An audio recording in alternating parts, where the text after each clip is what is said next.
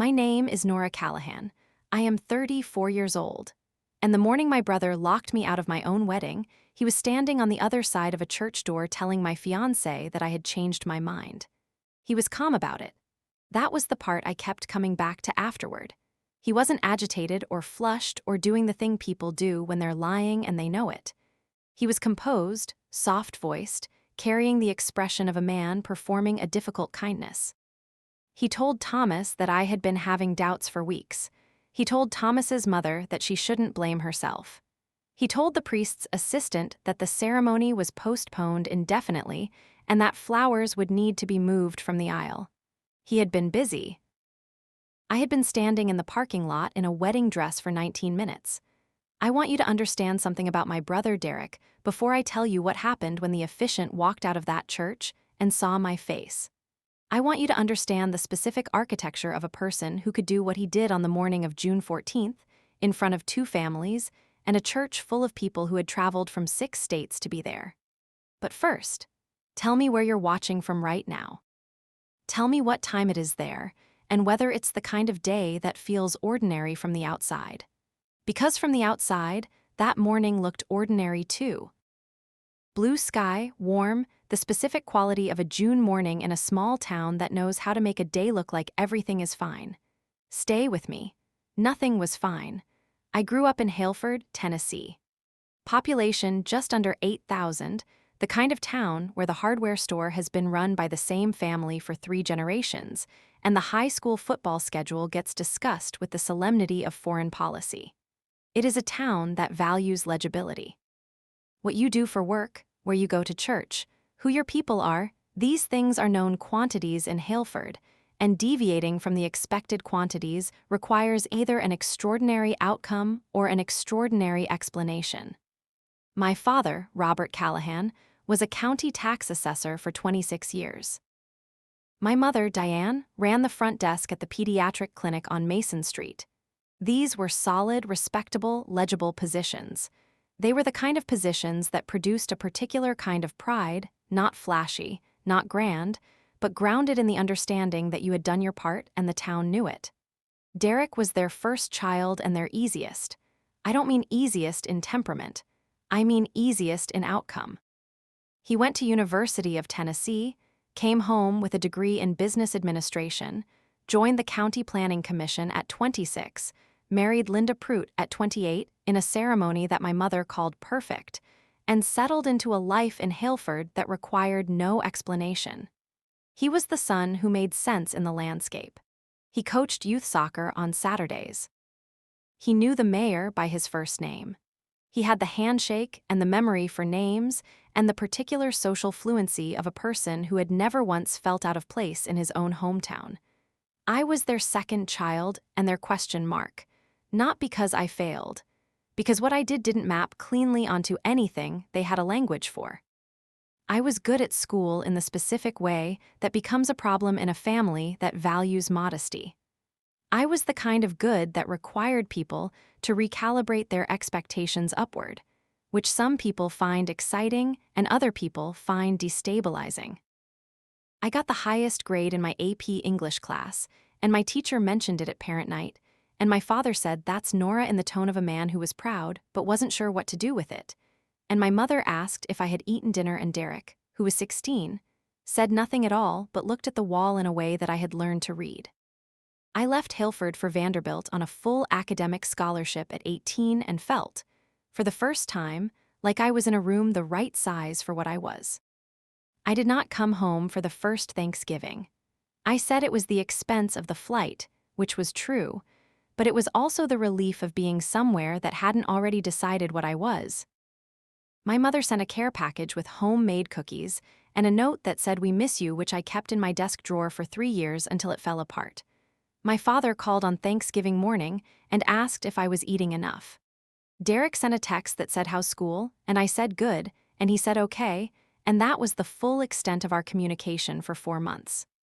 Law school came at me the way it comes at people who are built for it, as both a demand and a relief.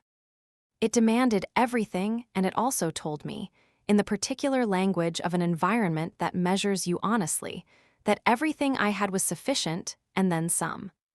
I made law review at Duke in my second year. I wrote a note on federal preemption doctrine that my professor submitted to a journal without asking me first, which was the most startling professional thing that had happened to me up to that point. I began to understand that what I was doing was not merely academic performance. It was becoming something.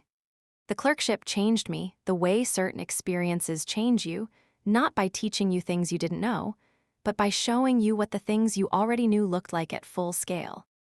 I clerked for Judge Helena Marsh in Nashville, no relation to the Marsh in my second story, who was one of the finest legal minds I have encountered, and who treated her clerks with the particular combination of rigor and respect that produces lawyers who actually understand what law is for. I spent 3 years watching her think in real time. I watched her read the full record of a case before forming a view.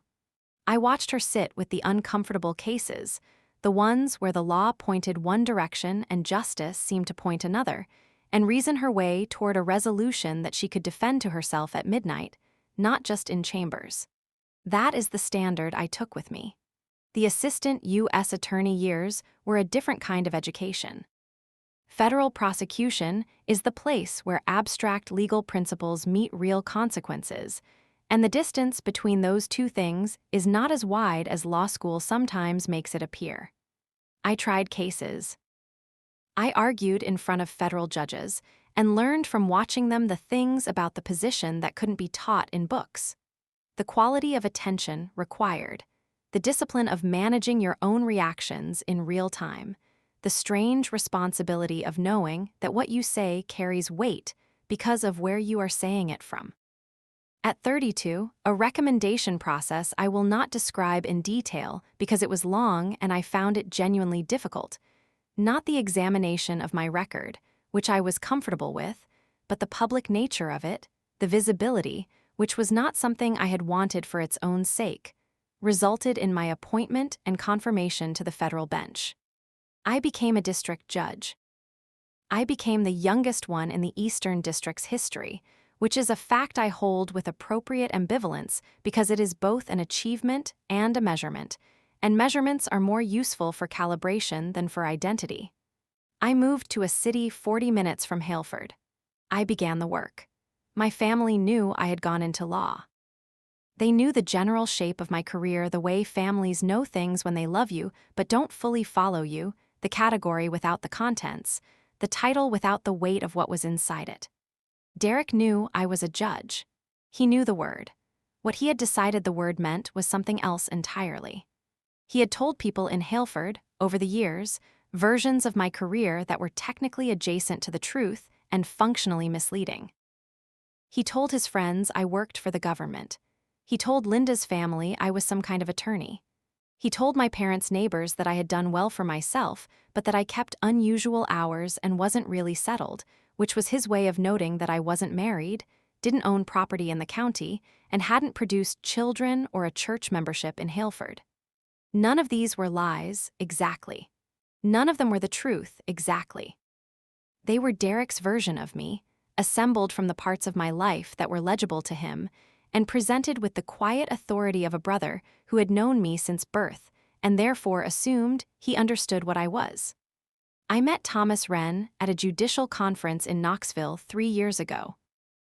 He was a civil rights attorney with a practice in Asheville, North Carolina, and he was presenting a panel on access to justice gaps in rural federal courts that was the best 40 minutes of that conference by a significant margin. I introduced myself afterward. He already knew who I was, which was professional knowledge, not personal, but it gave us something honest to start with. We had 2 years of careful building before he proposed at the kitchen table of his apartment, without a restaurant or a speech or a ring he'd already bought, which was exactly the way I would have wanted it done if I had been asked. He asked. I said yes. We planned a wedding in Haleford because that was where my family was, and because Thomas said home mattered and he wanted to begin there. That decision, which I made from love and sentiment and the honest desire to be married in the place where I started, was the one that gave Derek the access he used. Derek and I had a specific and long-standing tension that predated the wedding by years, and had its roots in a conversation we had when I was 29 and home for Thanksgiving. He had cornered me in the kitchen while my mother was setting the table and told me, with the earnest concern of a man who believed his observations were a gift, that he thought I needed to think carefully about whether the path I was on was making me happy or just making me impressive. I had asked him what the difference was. He said that impressive required an audience and happy didn't. I said I found the work meaningful, which was not the same thing as either. He said he just wanted to make sure I hadn't lost myself in all of it. I said I was pretty confident I knew where I was. He smiled in a way that said he had made his point and moved on to the topic of his son's soccer team, and I stood in the kitchen with a dish towel in my hand, understanding that Derek had just done something that would take me a while to fully name. What he had done was establish a framework. A story he could tell himself and others about the kind of person I was becoming. The woman who was impressive but not happy. The sister who had left and gotten lost in something that required an audience. The Callahan who had chosen status over substance and didn't fully realize it yet. This framework was useful to him because it positioned him, by contrast, as the one who had chosen correctly. The settled one. The grounded one. The son who had stayed and built something real in the place where things were real. He was not entirely conscious of doing this. That was what made it so persistent. Deliberate cruelty is easier to defend against than the cruelty that comes wrapped in concern, because the person delivering it genuinely believes they are performing an act of care. Over the following years, he delivered variations of this story at family dinners, to neighbors, to Linda's parents, to anyone who asked about his sister, and received a version of me that was accomplished but somehow incomplete. The judge thing came out eventually. It was too public not to, but Derek had a way of presenting it that made it sound isolated. A title without a person attached. She's a judge, he would say, with a slight pause that did the work of a question mark. She lives for it. She doesn't have much else. She doesn't have much else. He said this to Thomas's mother, whom he had met at the engagement dinner, in a tone of gentle disclosure. Thomas's mother told Thomas, who told me. Thomas said Derek had been friendly and warm and had spoken about me with what appeared to be fondness. I said I knew. Thomas asked if I wanted to talk to Derek about it. I said not yet. That was the last time I had the option of not yet. The church was Haleford First Methodist, which my family had attended for 30 years and which smelled, as it always had, of cedar and old hymnals and the particular dust of a building that takes its age seriously. We had reserved it for 11 o'clock. Thomas and his family had traveled from Asheville. My parents' friends occupied the first 4 rows on the left. 112 guests total, dressed in the warm colors my mother had suggested and the comfortable shoes she had advised. I had gotten ready at my parents' house with my 2 closest friends from law school, Elena and Cam, and my mother, who cried precisely twice.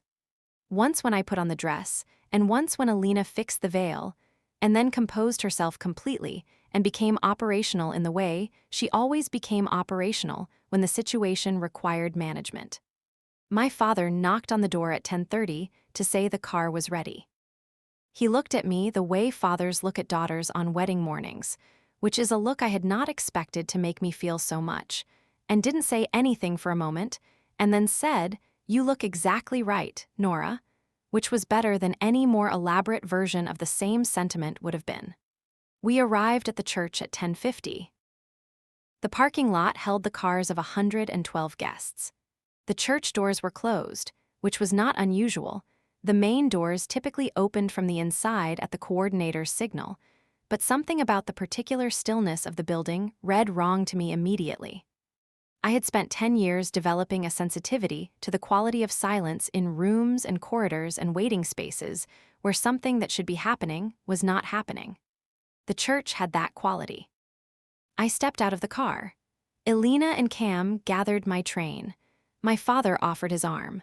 We walked toward the side entrance that the wedding coordinator had told us to use, the door through the garden that led to the vestibule where I would wait until the processional music began. The door was locked, not jammed. Locked, the handle turned the distance of a turn that encounters resistance and stops, and that is a physically specific sensation. The difference between a door that hasn't caught and a door that has been secured from within. I turned it twice. I pressed on the door slightly. Locked. My father tried it. He knocked 3 times. There was no answer from inside, which was wrong on 2 levels. The music should have been audible from here, a low processional that we had chosen together, and that Thomas had sent me a voice memo of 2 weeks ago saying it was exactly right, and there should have been movement in the vestibule. The coordinator. The flower girl's grandmother.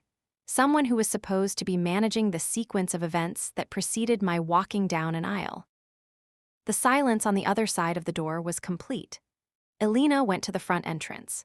She had the specific quality in motion of a woman who has been best friends with someone for long enough to know when the situation is worse than it looks, and is moving accordingly. She came back in 90 seconds. She had the expression I would not have expected to see on her face on the morning of my wedding, which was the expression of someone who has received information they do not yet know how to give you. "Nora," she said, "there's a situation." She told me what she'd seen at the front. The guests inside, the pews occupied, the music playing at a lower volume than expected, and at the front near the vestibule entrance, Derek, speaking quietly to the coordinator, who was nodding with the expression of someone receiving instructions they were not entirely comfortable with. Over the next 7 minutes, the full picture assembled itself through information arriving from Cam, who had texted the coordinator's assistant, and Alina, who had spoken briefly to Thomas's best man through a side window, and my own father, who had walked around the perimeter of the building with the methodical assessment of a man who managed county property and knew how to read a situation from its physical facts. Derek had arrived at 10:15. 45 minutes ahead of us. He had spoken to the coordinator first, then Thomas, then the church assistant. Each time, a quiet version of the same story. His sister had been struggling, she had confided doubts, she had asked him to arrive early and manage the situation so she wouldn't have to face the crowd directly. She might not come, or she might come late, and in a different state than everyone expected. Things were uncertain. The ceremony should be paused while they waited for clearer information. He had delivered this in the tone of a man performing a difficult kindness under pressure. Calm, concerned, managing things. And because he was calm, and because he was family, and because the story he was telling had just enough internal logic to hold its shape for the 15 minutes it needed to hold it, each person received the information and adjusted. Thomas was in a side room with his best man and his father, having been told to wait. My parents' friends were in the pews being told there was a brief delay. The vestibule door had been locked by Derek himself, using a key the coordinator had given him when he explained that his sister might need a quiet entry point if she arrived in a fragile state and needed to compose herself before seeing anyone. He had the key. I was in the parking lot. My fiancé had been told I might not come. I stood in the garden outside that door in a wedding dress at 10:57 in the morning, and I did the thing I had been trained to do in situations where the facts were clear, but the frame was wrong. I stopped managing my reaction to the facts and started reading the facts themselves. Derek had not done this to stop the wedding. That was the important distinction. A person who wanted to stop the wedding would have called Thomas the night before, or called my parents, or done something that required less precision and less access. What Derek had done required 45 minutes of early arrival, a specific story told to specific people in a specific order, and a physical key. That was not sabotage. That was management. He wanted to manage me, on my wedding day, in front of everyone. He wanted to be the person who handled the situation when I couldn't handle it myself. He wanted to be necessary in a way he had never been able to be when I was operating at full capacity. And the only way to manufacture that necessity was to manufacture a version of me that needed managing. I stood in the garden for exactly 3 seconds with this understanding. Then I called Thomas. He answered on the second ring. Nora. His voice had the particular quality of a man who has been told something and has been sitting with the sense that it is not right and is doing the work of maintaining that sense rather than letting it dissolve in the face of confident delivery. "I'm in the parking lot," I said. "In the garden. I've been here for 12 minutes. The side door is locked. A pause. The length of a pause that contains a person receiving confirmation rather than information. Derek said. I know what Derek said. Another pause, this one the length of a person deciding. Are you okay? Thomas asked. I'm standing outside my own wedding in a dress, I said. Tell me what you need to know. Nothing, he said. Stay there, I'm coming out. He came through the front doors 2 minutes later. His tie slightly loosened from whatever the last 20 minutes had been inside that side room, walking with the particular directness of a man who has resolved a question and is moving toward the answer. He came through the garden gate and stopped when he saw me. He looked at me the way he had looked at me the morning he asked me to marry him at his kitchen table, not with relief exactly, but with the specific quality of someone who had been concerned about receiving accurate information and had now received it and was allowing themselves to have it fully. Hi, he said. Hi. He put both hands on my face, carefully, the way you handle something you have been worried about. You're here. I'm here, I said, and you're. I'm not fragile, I said. I'm not having doubts. I'm not in a different state than expected. I am exactly who I have been for 3 years, and I would like to walk into that church. He held my face for a moment longer. Then he said, I'm going to open that door. Yes, I said, and then we're getting married. That was always the plan, I said. He nodded, kissed me once very carefully so as not to disturb anything Alina had spent 45 minutes perfecting, and went back inside. The side door opened 2 minutes later. The coordinator appeared in the opening looking flushed and twice her usual age and began an apology that I stopped with a gesture, because the apology could happen later and the ceremony needed to happen now. I walked in. The officiant's name was Reverend Gerald Ashby. He had not been our first choice. Our first choice had been a judge colleague of mine who had agreed to perform the ceremony and then had a family emergency 3 weeks before the date and had to withdraw. Reverend Ashby had been recommended by the church as someone who performed non-denominational ceremonies for couples who were not members of the congregation. And Thomas and I had met with him once briefly and found him warm and prepared and sufficient. What I had not known, because his name had registered as familiar without surfacing the full context, was that Gerald Ashby was also the man who had been known, 23 years earlier, as Professor Ashby of Vanderbilt School of Law. He had taught constitutional law. I had taken his class as a first-year student and performed at a level that he had mentioned, at the end of the semester, in terms I had carried with me for years because praise from Gerald Ashby was not decorative. It was diagnostic. He had said I had the kind of legal mind that would require a large room. He had meant it as information, not compliment. He had left academia 6 years after I graduated, had gone through a period of significant personal change that included an ordination, and had ended up in Haleford running a small practice as an officiant and counselor. I had known none of this. The name on the recommendation form had been familiar in the way that names are sometimes familiar without the filing system behind them returning the full record. He, apparently, had known exactly who he was performing a ceremony for. He had looked up the bride, as he later told me was his practice, to ensure the ceremony was appropriately tailored. And when he looked up Nora Callahan of Haleford, Tennessee, he had found what was there to find. He was standing in the vestibule when I came through the door. He looked at me for a moment the way you look at someone when you are confirming that your memory is correct.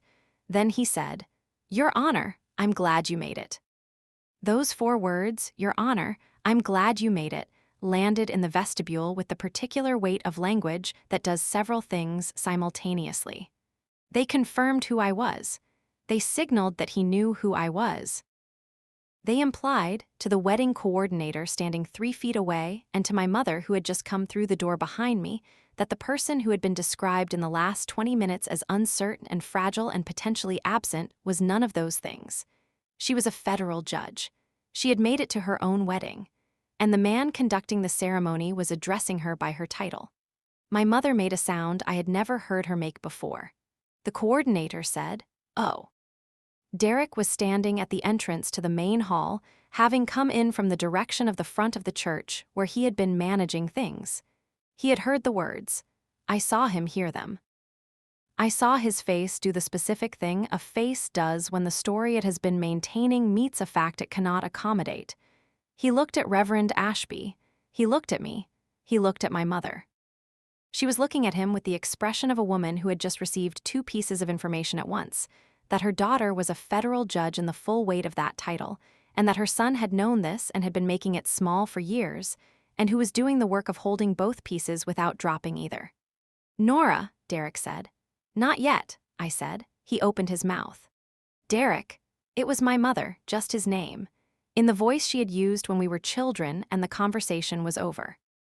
Not now. He closed his mouth. Reverend Ashby looked between us with the equanimity of a man who had spent 20 years in a courtroom and another 20 in rooms where people were trying to manage their emotions in the presence of important events. He said to me, quietly, Are you ready?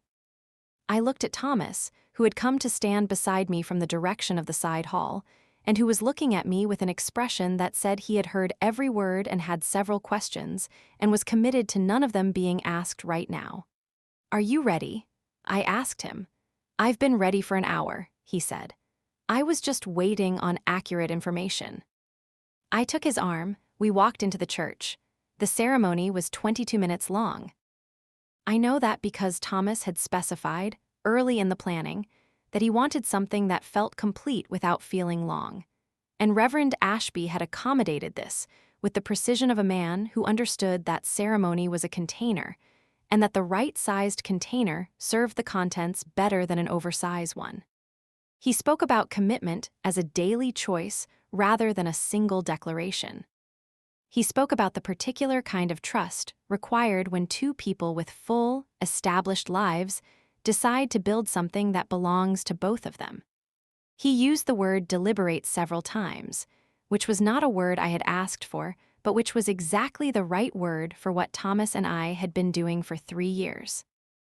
When he asked if I took Thomas to be my husband, I said I did, with the specificity of someone who knew what that phrase meant from every angle, personal, legal, historical, and had chosen it with full information. When he pronounced us married, the church made the sound that churches make when a room full of people releases the breath they have collectively been holding. I looked at Thomas. He looked at me. He said very quietly so that only I could hear, Your Honor. I said, Counselor. We walked back down the aisle together. Derek was at the reception. I want to be clear about this because it matters to the rest of what I'm about to tell you. I did not ask him to leave. I did not ask anyone to remove him. The reception was at my parents' house, which was his home too in the sense that it was the house he grew up in, and the guests included people who were as much his people as mine, and I was not going to perform the scene he had tried to perform on me by turning my wedding day into a confrontation that became the thing people remembered instead of the ceremony. But I also was not going to pretend the morning had not happened, and I was not going to wait long. The reception had been going for about 40 minutes. My mother's backyard had been transformed in the way that my mother transformed spaces when an occasion warranted it, with flowers from her own gardens supplementing the florist's work, with the particular arrangement of tables and lights that she had been planning since February, with the specific quality of a party hosted by a woman who understood that a celebration was not just food and drink, but the assembled evidence of care. It looked beautiful. I allowed myself to receive that beauty without letting it become a way to avoid the other thing. I found Derek near the garden table where the cake had been set up, which was, now that I think about it, the most Derek location possible. He was near the center of things, visible to everyone, carrying a glass of something he wasn't drinking, and the expression of a man holding a prepared speech he was trying to decide whether to deliver. He saw me coming. His first instinct was the handsome social smile, the one he deployed at county commission meetings and neighborhood barbecues, and every public situation where the correct expression was confident and warm and slightly ahead of whatever was actually happening. The smile appeared, and then, as I got closer, Something underneath it recognized that the smile was the wrong tool for this particular moment, and it faded. "Can we talk?" he said. "Yes," I said. We moved to the edge of the garden. Behind the hydrangea my mother had been cultivating for 11 years, to the point where it was now the dominant feature of the far corner. A wall of blue and white that gave us the privacy of people standing behind something large, without the drama of people who had gone to find a private room. He said, "I made a mistake this morning." I let him have the silence after that. "I was trying to help," he said. "I knew you were nervous about the day. I convinced myself that if things went sideways, the family would need someone to manage it, and I should be there early too." "Derek." He stopped. "Were you trying to help me?" I asked. "Or were you trying to be the person who helped?" He looked at the hydrangea. "Because those are different things," I said. "Helping me would have been calling me and asking if I needed anything. What you did required a key. It required 45 minutes of preparation and 4 separate conversations with people who trusted you as family. It required Thomas to be put in a room and told to wait." "I panicked," he said. "No," I said. "Panicking is what I would have done if I were standing next to a situation I wasn't prepared for. You arrived early. You had a plan. You executed it calmly enough that 3 different people believed you. That is not panic. That is something you decided to do." He was quiet for a moment that had a different quality than defensiveness. It was the quiet of someone receiving something accurate. "I thought the morning was going to be hard for you," he said. "I thought you'd be overwhelmed, and I wanted to be there." "You wanted to be needed," I said. He looked at me. "You wanted to be the one standing in the center of things on a day when I was going to be in the center of things," I said. "And the only way to be necessary when I'm operating at full capacity is to create a situation where I'm not." His jaw moved slightly. "That's not who I intended to be," he said. "I know," I said. "Most people don't intend to be who they become in their worst moments. But you made a choice this morning, Derek, and the choice has a shape, and the shape is specific enough that I need you to see it clearly rather than letting you comfort yourself with the version where you were just trying to help." He looked at the ground for a long moment. The reception continued behind us, the specific warmth of 100 people in a garden in June, laughter and music, and the sound of my father saying something that made Thomas's father laugh. "You told people I had doubts," I said. "You told Thomas I might not come. You told him in the weeks before this that I was impressive but not happy. You told Linda's family that I was some kind of attorney. You told the neighbors that I hadn't settled yet." "I didn't," he started, then stopped. "Because I had the specific patience for this kind of conversation that comes from having conducted many of them on the record in rooms where the words would be reviewed." "You didn't lie outright," I said. "You assembled adjacent truths into a picture that served you. That is a specific skill, Derek, and you're good at it, and I need you to stop using it on me." He rubbed the back of his neck, a gesture I recognized from childhood. He did it when he was receiving something true that he hadn't fully admitted to himself. "I was afraid of you," he said. The sentence arrived quietly enough that I almost asked him to repeat it, but I had heard it. "Not afraid like I thought you'd hurt me," he said. "Afraid like what you were capable of. Dad used to say we were both smart, like it evened out somewhere, and then you left and the evening out stopped being a theory and started being something I could watch happen, and I didn't." He stopped. "Tried again. I didn't know what to do with that except to decide that what you were doing wasn't that important, that you'd gotten lost in it somehow, that you were impressive on the outside and empty inside, and that the way I'd done things was the realer version." I said nothing. "I know that's not true," he said. "I think I knew it wasn't true for a long time, and it was easier to keep believing it than to."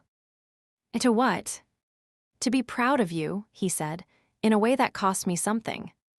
We stood behind the hydrangea for a long moment after that. The June light came through at an angle that made the blue flowers look lit from within. "You're not less than me," I said. "I know that. You built something real here." "I know. But you spent years making mine smaller so yours could feel like enough," I said. And today you tried to take the one day that was publicly and entirely mine and make yourself central to it. He didn't disagree. That was the thing. He didn't reach for a defense or a reframe. He just stood there and received it, which was the most honest thing I had seen him do in years and possibly the most difficult. "I'll fix it," he said finally. "What I told people. I'll correct it." "You don't need to make an announcement," I said. "I want to." "Then fix it," I said. "But fix it because it's true. Not because you need a new story where you're the brother who set the record straight. I've had enough of your stories about me." He looked at me when I said that, not with hurt, with recognition. "I know the difference," I said. "I've spent 10 years in rooms where people try to present themselves accurately under pressure. I'll know which version this is." He nodded once, a real nod, not a performative one. "Okay," he said.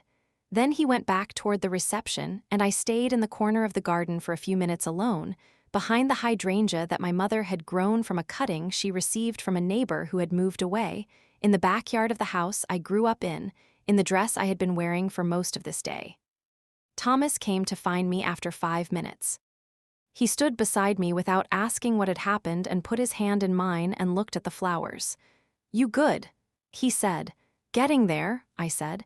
"Did you eat anything today?" "No." "Come on," he said. "There's cake." I went. Reverend Ashby found me at the edge of the reception about an hour later. He had a small plate and the particular social ease of a man who had attended enough celebrations to know how to occupy one without requiring anything from it. He said, "I owe you an apology." I looked at him. "I should have called you directly this morning when the brother came in with that story," he said. "I had my doubts about it immediately. Something about the framing was wrong, but I deferred to the family dynamic when I should have trusted my own read." "You couldn't have known," I said. "I've been in enough rooms to know when someone is managing a situation rather than reporting one," he said. I knew within 30 seconds. I chose not to act on it quickly enough. He said this without self-flagellation, simply as information about a decision he had made and had assessed and found inadequate. It was the way I had learned to talk about my own errors. Clean, without either minimizing or performing. "You recognized me," I said, "the moment you came through that door." A pause. "You were one of the finest students I had in 23 years. I was not going to stand in a vestibule and pretend otherwise." "You said, 'Your Honor,'" I said. "I said what was accurate." He looked at the garden. "I want you to know it wasn't meant to be strategic. I didn't say it to make a point or to expose your brother or to correct anything publicly. I said it because it was what you were. And you had just come through a door you should have come through at ease, and you deserved to come through it as yourself." I looked at him for a moment. "That's the best thing anyone said to me today," I said. He smiled. It was the same smile from the front of a classroom 23 years ago, pleased, not surprised. "I heard you've done good work," he said. "I've tried." More than tried. He picked up a small piece of cake from his plate. "Does the town know what you are?" "Some of them," I said. "It's been in the paper." But papers get read by the people who read them and ignored by the ones who don't, and in a town like this, word travels through people more than print. "Your brother's word," he said, "mostly." He nodded slowly. "Families tell the stories they can manage. Sometimes they need someone else to tell the accurate one." He looked in the direction of the reception. "Is he going to do that?" "He says so." "Do you believe him?" I thought about Derek in the garden, the specific quality of the silence when he said, "I was afraid of you," the way it had landed as something real rather than something managed. "Partly," I said. "Enough to see." Reverend Ashby nodded. "That's the judicial answer." "It's the honest one," I said. He laughed. It was a good laugh, the kind that came from somewhere genuine. He put down his plate and shook my hand with the formality of someone marking a moment. "Congratulations, Your Honor," he said, "on all of it." The weeks after the wedding were, in some ways, more complicated than the morning of it. The story had traveled, as stories do in Haleford. 112 guests carry information differently than one person does. It refracts through personal relationships and dinner table conversations, and the particular speed of small-town social networks where everyone already knows the infrastructure. What people knew: that Derek had arrived early and said something, that the ceremony had been briefly delayed, that the officiant had said something at the door that had changed the atmosphere of the vestibule, and that the bride had walked into the church, and the ceremony had proceeded, and the couple was married. What people understood varied by how much of the story they had seen directly, how much they had heard from participants, and how much they had already known about me independently. Thomas's mother, who had been seated in the church when Derek had explained the situation to her in careful, solicitous tones, called me 3 days after the wedding to say she was sorry and that she should have asked questions rather than accepting the account she was given. I said she had no way to know. She said she should have asked Thomas's opinion of his fiancé's character rather than her brother's. I said that was probably true. She said she was glad the ceremony had happened and that she thought I was exactly the right person for her son. I thanked her and meant it. My mother had a conversation with Derek that I was not present for and that I did not ask about. What I know is that it happened 3 days after the wedding, lasted approximately 2 hours, and that my mother called me afterward and said, without preamble, "I didn't ask you enough questions either.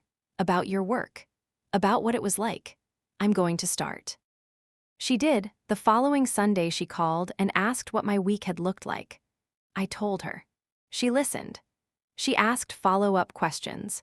She did not pretend to understand the legal specifics, but she asked about the human dimensions, the people, the cases, the weight of the decisions, and she received my answers with the attention of someone who was learning something they should have asked to learn a long time ago. That became our Sunday call. It was a small thing. It was not small at all. My father called Derek. I know this because my father told me, in the brief and direct way he had of telling me things he thought I needed to know. He said he had told Derek that he was proud of both his children and that Derek had done something that required more than a conversation in a garden to address. He said Derek had agreed. He said the rest was between them. My father was not a man who used many words. The ones he used tended to land accurately. Derek called me in August, 2 months after the wedding. He said he had been talking to people, not announcing anything as I'd asked, but correcting things as they came up. He said he'd had 3 conversations in the past 2 months where my name came up and where the version he had been offering previously was now replaced with what was true. He said it was harder than he'd expected, not because of what other people thought, because of what he had to admit to himself each time in order to say it accurately. I said I knew. He said he'd told Linda the full version, not the version with softening. The version where he said, "I spent years making my sister smaller because it was easier than being proud of her in a way that cost me something." Linda, he said, had been quiet for a long time and then said, "I know, I've been watching you do it." He said that was a difficult thing to hear from your wife. I said I imagine it was. He asked if we were okay. I thought about what okay meant between siblings who had been not quite okay for most of their adult lives. Not enemies, not estranged, just operating on a fiction that served one of them more than the other, maintained through inertia and the specific discomfort of naming the thing that had been quietly deciding everything. "We're not there yet," I said, "but we're somewhere real. That's better than where we were." "It is," he said. "It's a start." "Okay," a pause. "Can I ask you something?" "Yes." "What does it actually feel like?" He said, "Being a judge, what does a day feel like from the inside?" I sat with that for a moment, not because I didn't know the answer, because the question had finally been asked and I wanted to receive it correctly. Then I told him. I told him about the weight of it. The cases that stayed with me at night and the ones that resolved cleanly and the gap between those 2 categories. I told him about the responsibility of the thing, the way it required you to be more disciplined about your own reasoning than about anything else in your life, because your reasoning had consequences for real people and real people deserved your best thinking. I told him about the days it was hard and the days it was clear and the days it was both. He listened for a long time, When I finished, he was quiet. Then he said, "I didn't know it was like that." "I know," I said. "You didn't ask." "I'm asking now." "I know," I said again. "That's why I told you." Thomas and I live in a house 40 minutes from Haleford. We drive back on Sundays sometimes for my parents' dinners, and on Thanksgiving and Christmas and the occasions that make the drive worth the occasion. Haleford looks the same from the outside. The hardware store, the football schedule, the particular quality of a small town that knows its own shape. From the inside, some things have shifted. Reverend Ashby officiated a ceremony for Linda's cousin in October, and at the reception, my mother introduced him to 3 people as the man who had known Nora for 23 years, which was not the introduction I would have chosen, but which was accurate in its way, and which made him smile in the manner of a man whose accuracy has been correctly reported. Derek coaches youth soccer on Saturdays. When parents ask him about his family, he tells them he has a sister who is a federal judge in the Eastern District. He told me this himself. I said that was accurate. He said, "It's more than accurate." I said, "What do you mean?" He said, "It's something to be proud of." A pause. "I was always proud of you. I just didn't know how to do it in a way that didn't cost me something. I'm learning." I said, "That's enough for now." He said, "I know." I think about that morning sometimes. The garden, the locked door, the parking lot in my wedding dress, reading the situation with the specific clinical attention of someone who had spent 10 years learning to read situations under pressure. I think about the choice I made not to force the front door, not to make the scene, not to arrive at the church the way I had been told to arrive by the story Derek was writing. I think about calling Thomas instead of calling Derek's bluff, about waiting in the garden until the door opened from within. Some people ask if I was angry.